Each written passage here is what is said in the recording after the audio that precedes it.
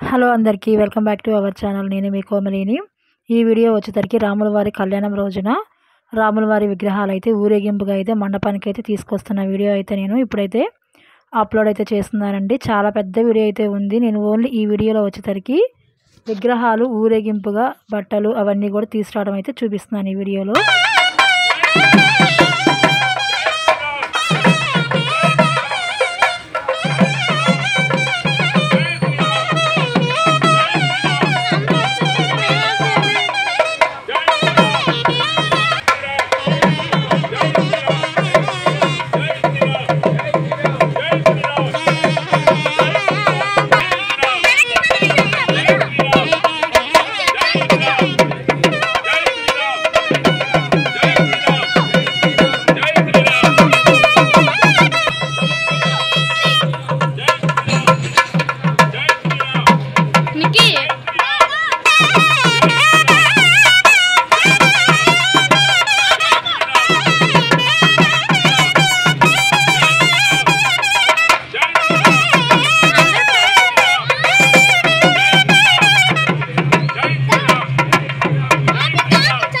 ఇదిగోండి మండపం దగ్గరికి అయితే విగ్రహాలు అయితే మేళతాళాలతో అయితే వచ్చాయండి.